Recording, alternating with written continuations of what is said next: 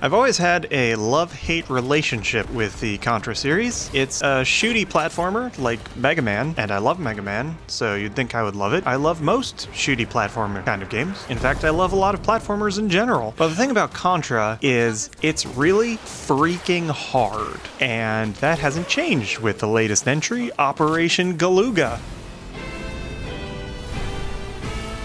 Before we get too deep, I would like to say that I was provided a free key for Contra Operation Galuga by Konami through Keymailer. I played the PlayStation 5 version. Game's also available on PlayStation 4 and Switch and Xbox One, Xbox Series X and S, and Steam. It was released on March 12th, 2024, and it's been called a remake of the original, but I really like the word reimagining better because they rolled in a lot of Contra 3 influence. If you know Contra 3, then Galuga's not really going to surprise you with its basic mechanics. It's a run and gun that often has the feel of a shoot 'em up. You pick up weapon upgrades like the spreader and homing missiles, you shoot a bunch of enemies who are shooting back at you, and then you get to the end of the stage, kill a bullet sponge boss, and win. The stages offer a bit of extra variety with some auto-scrolling stages on bikes and vertical areas where you have to climb, but generally it's left to right, bottom up, get to the end, finish the level, move on with your life. As for new mechanics, Galuga introduces level 2 weapons that you can upgrade by picking up a weapon of the same type. I honestly don't remember if this is a thing that was in Hardcore or one of the other ones I didn't play much, but it was not a thing in Contra 3. Also new is the weapon overload mechanic, where you can ditch your current special weapon and cause some kind of massive effect, like killing everything on the screen, or shooting a giant laser, or filling the screen with bouncy red balls of doom. Now the overdrive is interesting because it adds an extra level of strategy to pick up weapons. I found myself often deciding whether I want the current second weapon that I have, or if I want to overload it and take advantage of that as I pick up a new weapon. It also provides a better variety of effects when compared to the previous entry's full-screen destruction grenade things that you pick up. There is a shop where you can spend points that you get from completing levels and challenges. Unfortunately, you're limited to equipping 2 upgrades every time you start a level, so a lot of the times getting an upgrade doesn't feel like an upgrade because it's replacing one that you were previously using. On the point of difficulty, we have easy, normal, and hard modes. I played through the game on normal mode because I'm a normal kind of guy, but most importantly, Galuga introduces a health mode versus a one-hit kill mode. So traditionally, Contra games, you take one hit, you die, and you have a certain number of lives, you lose all those lives, you start the level over. But with health mode, you get multiple hits before you die, like a traditional game, which really takes the edge off the brutal default difficulty. I played through the game in health mode, and I'm very glad that I did because I probably wouldn't even be able to finish it on easy with the one-hit kill mode. The story mode is particularly forgiving because even if you game over, you can often continue at a checkpoint, usually after a mid-level boss, so you're really not getting a game over. You're getting kind of a thing that's worse than death, but not as bad as a game over. The store does offer a couple life upgrades, and luckily those are permanent and don't replace your equipment slots, and that allows you to get up to 7 lives, but I reiterate, I probably would not be able to finish the game even with the 7 lives in one-hit kill mode, because everything in every level wants you dead. Another nice feature is that there is a character selection similar to Hardcore. The differences are subtle, such as some special weapons being different. For instance, Lucia has a charge weapon for the spreader instead of the traditional spreader weapon. The 2 main characters get a double jump, other characters might not, and instead they get a grapple hook